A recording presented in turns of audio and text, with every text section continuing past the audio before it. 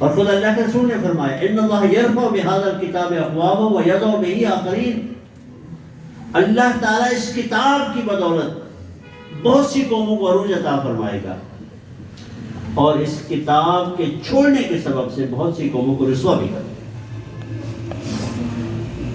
ایک حدیث پاک بھی آپ کے سامنے رکھ دوں، بہت مرتبہ پہلے بھی ہے، آج الحمدللہ آپ کی حاضری بڑی بھرپور ہے، تو کچھ ساتھیوں کے علم میں شاید وہ حدیث مبارکہ نہ آئی۔ الجابر بن لبید رضی اللہ عنہ قال ذکر رسول اللہ صلی اللہ علیہ وسلم شیئا، توجہ طلب ہے یہ بات۔ حضرت زیاد بن لبید رضی اللہ تعالیٰ عنہ فرماتے ہیں کہ ایک مرتبہ آپ صلی اللہ علیہ وسلم نے کوئی خاص قسم کے حالات کا، یعنی فتنہ، فساد، بگاڑ، ذلت، پستی، اس طرح کے حالات کا تذکرہ فرمایا۔ وقال ذاک عند اوان ذهاب العلم، اور فرمایا کہ ایسا اس وقت ہو جائے گا جب تمہارے اندر سے علم چلا جائے گا۔ فقلنا یا رسول اللہ، تو ہم نے عرض کیا یا رسول اللہ وکیف یذهب العلم ونحن نقرأ القرآن، ہمارے اندر سے علم کیسے چلا جائے گا جبکہ ہم قرآن پڑھتے ہیں؟ تو دیکھیں ان کے نزدیک علم سے مراد کیا تھا؟ جب علم کی بات ہے، علم چلا جائے گا تو انہوں نے جواب کیا دیا فوراً؟ قرآن پڑھتے ہیں ہم، وَنُقْرِئُهُ أَبْنَاءَنَا، صرف یہ نہیں کہ ہم خود پڑھتے ہیں، آگے کے لیے بھی ہم نے بندوبست کیا ہوا ہے، اپنی اولادوں کو بھی پڑھاتے ہیں۔ وَيُقْرِئُهُ أَبْنَاؤُنَا أَبْنَاءَهُمْ إِلَى يَوْمِ الْقِيَامَةِ، اور پھر ہماری اگلی نسلیں اپنی اگلی نسلوں کو قیامت کے دن تک اسے پڑھاتے چلے جائیں گے۔ تو ہمارا یہ بندوبست ہم نے کر رکھا ہے، علم کیسے رخصت ہو جائے؟ قال ثقلتک امک یا ابن لبید، اے ابن لبید تیری ماں تجھے گم پائے۔ یہ عربی کے اندر ایک نا پیار بھری، جسے تنبیہ کہتے ہیں، پیار بھری تنبیہ کا ایک انداز، جیسے آپ بھی کہتے ہیں سرائکی میں اور مرے شالا، اور مرے شالا، تو یہی بات آپ نے بھی فرمائی، ثقلت کا، تیری ماں تجھے گم پائے۔ وَإِن كُنتُ لَأَظُنُّكَ مِنْ أَفْقَهِ رَجُلٍ بِالْمَدِينَةِ، اور میں تو تجھے مدینہ اس شہر کے ذہین ترین لوگوں میں، سمجھدار لوگوں میں شمار کیا کرتا تھا۔ یہ کیسی بات کہہ دی تو؟ پھر فرمایا اَوَلَيْسَ هَذَا الْيَهُودُ وَالنَّصَارَى يَقْرَؤُونَ التَّوْرَاةَ وَالْإِنْجِيلَ، کیا یہ یہود، کیا یہ نصارہ یہ اپنی اپنی کتاب تورات اور انجیل وہ نہیں پڑھتے؟ وہ بھی اسی طرح سے پڑھا کرتے تھے اس، لیکن مسئلہ کیا ہے؟ وَلَا يَنْتَفِعُونَ مِمَّا فِيهِمَا بِشَيْءٍ، مسئلہ ان کا کیا ہے کہ اس کے اندر، ان کتابوں کے اندر جو کچھ لکھا ہوا ہے، جو تعلیمات دی گئی ہیں، وہ ان سے فائدہ نہیں اٹھاتے۔ دیکھیے اس وقت وہ پڑھی جا رہی ہے نا، اور ان کے حالات بھی سامنے تھے، تو اگر ہم بھی، یہ امت بھی اسی طرح سے صرف پڑھنے پہ اکتفا کر لے گی تو کیا ان کے حالات ان کی طرح نہیں ہو جائے گی؟ ولا ينتفعون، وہ فائدہ نہیں اٹھاتے، نفع نہیں اٹھاتے جو کچھ اس کے اندر دیا گیا۔ اس کتاب کے اندر کیا کچھ نہیں ہے، ابھی ہم طے کر چکے، مکمل ضابطہ حیات۔ کیا اس کتاب میں سیاسی نظام نہیں ہے اسلام کا؟ کیا اس کتاب میں معاشی نظام نہیں ہے اسلام کا؟ کیا اس کتاب میں معاشرتی نظام نہیں ہے؟ کیا اس میں عقائد کی تعلیمات نہیں ہے؟ کیا عبادات جو ہے وہ رہنمائی نہیں کی گئی ہے؟ کیا فائدہ اٹھاتے ہیں؟ کتنا اٹھاتے ہیں؟ بس جز کوئی لے لیا، جز۔ افتؤمنون ببعض الکتاب وتکفرون ببعض، تم کتاب کی کچھ باتیں مانتے ہو اور کچھ انکار کر دیتے ہو۔ فما جزاء من یفعل ذلک منکم، تم میں سے جو کوئی، یہ ان کی بات ہو رہی ہے جو کچھ مان رہے ہیں، کچھ بھی عمل کر رہے ہیں۔ فما جزاء من یفعل ذلک منکم، تو اس کا بدلہ نہیں ہے تم میں سے جو کوئی ایسا کرے گا، الا خزي فی الحیات الدنیا. کچھ سمجھنے میں کوئی مسئلہ ہے؟ خزي فی الحیات الدنیا، دنیا کی زندگی میں رسوائی ایسے لوگوں کا بدلہ ہے. وہ ہم دیکھ رہے ہیں اس کا سبب. وَيَوْمَ الْقِيَامَةِ يُرَدُّونَ إِلَىٰ أَشَدِّ الْعَذَابِ. اگرچہ وہ دیکھا نہیں ہے لیکن اللہ کی کتاب میں لکھا ہوا ہے، اور اس میں جو کچھ لکھا ہوا ہے اس کے بارے میں شروع میں بتا دیا گیا ذَلِكَ الْكِتَابُ لَا رَيْبَ فِيهِ. شروع میں تمہارے ذہن میں یہ بات ہونی چاہیے جو کچھ اس کے اندر بتایا گیا ہے اس میں کسی طرح کا کوئی شک نہیں ہے. وَيَوْمَ الْقِيَامَةِ يُرَدُّونَ إِلَىٰ أَشَدِّ الْعَذَابِ. ایسے لوگوں کو بدلہ کیا ہے قیامت کے روز؟ دھکیل دیے جائیں شدید ترین عذاب. وَمَا اللَّهُ بِغَافِلٍ عَمَّا تَعْمَلُونَ. اور جو کچھ تم کر رہے ہو اللہ تعالیٰ اس سے غافل نہیں. اب آخری بات بس میں سے اس میں ختم کرتا ہوں. دیکھیں قرآن حکیم کے حوالے سے برِ صغیر کے اندر بہت کام ہوا ہے. پہلا کام ہوا برِ صغیر میں وہ ہوا اس کا ترجمہ. حضرت شاہ ولی اللہ دہلوی رحمہ اللہ انہوں نے پہلے فارسی ترجمہ کیا، پھر ان کے جو ہے وہ بیٹوں نے اردو ترجمے کیے، پھر ترجموں کا سلسلہ شروع ہو گیا. اگرچہ ان کے لیے بھی بڑی مشکلات آئی تھی، کفر کے فتوے لگے تھے ان پر. ترجمہ کرنے پر کفر کے فتوے لگ گئے تھے اور انہیں واجب القتل قرار دیا گیا تھا، اور ان کو جو ہے وہ قتل کرانے کے لیے باقاعدہ قاتل بلا لیے گئے تھے. یہ تھا معاملہ. تاریخ میں ہے یہ سارا چیز، لیکن اللہ تعالیٰ نے حفاظت فرمائی. پھر اس کے بعد کیا ہوا؟ تراجم کے بعد کیا ہوا؟ تفاسیر لکھی جانی شروع، تفسیریں آئیں الحمدللہ کہ ایک سے بڑھ کر یہ تفسیر وہ تفسیر وہ تفسیر. تفسیر کیوں ہے؟ مقصد کیا ہے؟ لوگ اللہ کی کتاب کو سمجھیں. ایک اور چیز کی طرف پھر آج توجہ دلانا چاہوں گا، اس سے آگے کا ایک سٹیپ.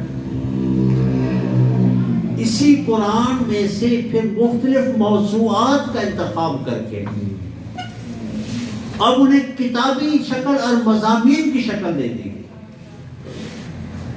اور یہ کام کیا ہے الحمدللہ ہمارے استاد محترم. آپ ان کی کتابیں پڑھیں، ڈاکٹر اسرار احمد رحمۃ اللہ علیہ. مثلا ان کے عنوانات ہیں. ان کی کتاب کا عنوان ہے مسلمانوں پر قرآن مجید کے حقوق. کبھی یہ سنا تھا پہلے عنوان؟ اگر ہم نے آج کہا، آج ہم نے یہ عنوان بھی سامنے آ گیا. پہلے تو عنوان بھی نہیں تھا نا، اب یہ عنوان سامنے آ گیا. ہمیں کہا جائے کہ بھی اس عنوان پر آپ جو ہے نا قرآنی آیات اکٹھی کریں، ذرا اس کو مضمون بنائیں. کیا کچھ لکھ پائیں گے؟ ذرا پورا قرآن پاک پڑھ لیں، احادیث پڑھ لیں. آپ کتنا اس پہ اکٹھا مواد اکٹھا کر پائے؟ اللہ کے اس بندے نے اسی قرآن پاک میں سے اور احادیث مبارکہ کے ذخیرے میں سے وہ چیزیں اکٹھی کر کر کے ہمارے لیے ایک مضمون کی شکل دے دی. مسلمانوں پر قرآن مجید کے حقوق. اسی طرح سے ان کی کتاب کا عنوان ہے فرائض دینی کا جامع تصور. ہمارے دینی فرائض کیا؟ اب یہ قرآن پاک میں سے احادیث مبارکہ میں سے اکٹھے کر کر کے ایک کتاب کی شکل دے دی. فرائض دینی کا جامع تصور. آپ اسے پڑھیں، آپ کو یہ ساری چیزیں جو ہے وہ ایک جگہ پر مل جائے. اسی طرح سے ان کی کتاب ہے امت مسلمہ کے لیے صحیح نکاتی لہر عمل، 3 نکاتی ایجنڈا امت کی بہتری کے لیے. اب وہ ساری چیزیں، یہ چیزیں کوئی موضوع کی شکل میں قرآن پاک میں نہیں ہے، حدیث مبارکہ میں نہیں ہے، علیحدہ علیحدہ موضوع کی شکل میں انہوں نے وہاں سے اکٹھا کیا سب اور ان کو اکٹھا کر کے ایک کتاب کی شکل دے دی. یہ کہیں باہر سے نہیں چیزیں، آپ پڑھیں گے تو آپ کو احساس ہوگا، اندازہ ہوگا، اچھا یہ چیز بھی لکھی ہوئی ہے، یہ چیز بھی لکھی ہوئی ہے، یہ چیز بھی لکھی ہوئی ہے.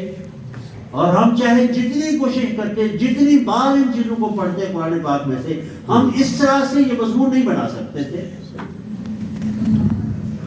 اسی طرح سے ان کی کتاب ہے حزب اللہ کے اوصاف. حزب اللہ، اللہ تعالیٰ نے اس کام کو کرنے والوں کو کیا قرار دیا ہے؟ حزب اللہ، اللہ کی فوج. تو اس اللہ کی فوج کو کیسے ہونا چاہیے یہ بھی قرآن پاک میں موجود ہے، حدیث میں موجود ہے. وہاں سے وہ چیزیں کلیکٹ کی ہیں اور پھر ان کو ایک مضمون کی شکل دے دی ہے. اس سے کیا ہوا ہے؟ ہمارے لیے کیا ہو گیا؟ آسانی ہو گئی. کسی نے ترجمہ کیا، ہمارے لیے آسانی ہو گئی. کسی نے تفسیر لکھ دی، ہمارے لیے آسانی ہو گئی. اور کسی طرح سے موضوعات کا انتخاب کر کے ہمیں علیحدہ علیحدہ جو ہے وہ ساری چیزیں تیار کر کے دے دی. تو اس سے بھی ہمارے لیے کیا ہو گیا؟ آسانی ہو گئی کہ ہم اس کام کو کرنے والے بن سکیں. جہاد فی سبیل اللہ پہ کتاب ہے، توحید عملی پہ کتاب ہے، حقیقت و اقسام شرک پہ کتاب ہے، یہ وہاں سے نکالی گئی ہے. نظام خلافت پہ کتاب ہے. وہ نظام کیسا ہوگا؟ قرآن و سنت کی روشنی میں وہ کتاب لکھی گئی ہے. کتنا بڑا کام کیا ہے، کتنا بڑا کام کیا ہے. اور ان کی ایک مارکۃ الآراء کتاب ہے، منہج انقلاب نبوی. آپ صلی اللہ علیہ وسلم کا طریقہ انقلاب، طریقہ انقلاب. اور بہت سی کتابیں ہیں، بہت سی کتابیں. یہ ساری چیزیں وہاں سے جو ہے وہ چن چن کے موضوعات کی شکل دے کر ہمارے لیے جو ہے وہ آسانی پیدا کر دی ہے. مزید کیا ہے؟ اب ہمارے ذمہ ہم ان کو پڑھے مطالعہ. یہاں پہ ہم نے کوشش کی، ان کی بہت ساری کتابیں رکھوائی ہیں بطور لائبریری کہ آپ کو پرچیز بھی نہ کرنی پڑے. اسی طرح سے جو ہے ایپ ہے، باقاعدہ ڈاؤن لوڈ ہو جاتی ہے اور اس سے جو ہے آپ اپنے موبائل میں ساری کتابیں ڈاؤن لوڈ کر سکتے ہیں، ان کو جو ہے وہ پڑھ سکتے ہیں، مطالعہ کر سکتے ہیں. وہ اپنی باتیں نہیں لکھی انہوں نے. آپ پڑھیں گے ایک کتاب کو پڑھ کر اندازہ ہو جائے گا تو یہ کہ نظام وقت سے یہاں سے یہ ساری باتیں جو ہے وہ کی گئی. اور آج ذرا کچھ جلدی تھی تو میں جو ہے وہ سب کتابیں لانا بھول گیا. اگلی مرتبہ انشاءاللہ تعالیٰ اگلے درس پہ انشاءاللہ تعالیٰ آپ کے لیے ڈاکٹر صاحب کی جو یہ کتاب ہے انشاءاللہ تعالیٰ ہم کوشش کریں گے کہ آپ کو بلا معاوضہ دیں. یہ بھی ہم کر سکتے ہیں، لیکن اس کے ساتھ کچھ شرائط ہوگی. وہ شرائط یہ ہوگی کہ ایک تو یہ کہ ان کو پڑھنا ہوگا. انگلش سے نہیں ہوتا ہے نا کتاب، ان کو پڑھنا ہوگا. اور اگر بات صحیح ہے اس کے اندر تو اس پہ کیا کرنا ہوگا؟ عمل کرنا ہوگا. اگر صحیح نہیں ہے تو ہماری نشاندہی کرنی ہوگی. اور اس کے ساتھ ساتھ یہ بھی ہوگا چیک اینڈ بیلنس کے لیے کہ آپ مجھے جو ہے نا جو ساتھی جو کتاب لیں وہ مجھے جو ہے نا وہ اپنا نام اور اس کتابوں کے نام جو ہے وہ سینڈ کر دیں گے میسج، تاکہ میں بھی ذرا تھوڑی سی مانیٹرنگ کر لوں کہ ہاں کتاب پڑھی کہ نہیں پڑھی، کہیں وہ الماری کی زینت تو نہیں بن گئی. ٹھیک ہے، تو یہ جو ہے اس حوالے سے انشاءاللہ تعالیٰ اسی طرح سے حاضری ہوگی آپ کی بھرپور. تو آپ کو انشاءاللہ تعالیٰ وہ کتابیں جو ہے وہ فری آف کاسٹ جو ہے وہ بھی آپ کو دی جائیں گی. ایک اللہ کے بندے نے اس میں بھی انفاق کر دیا ہے تو اس کے لیے جو ہے وہ انشاءاللہ تعالیٰ اگلے اس پہ آپ سب بھرپور طور پر تشریف لائیں. یہ ہے آج کے موضوع، وَاعْتَصِمُوا بِحَبْلِ اللَّهِ جَمِيعًا. جٹ جاؤ سارے کے سارے اللہ کی رسی قرآن حکیم کے ساتھ.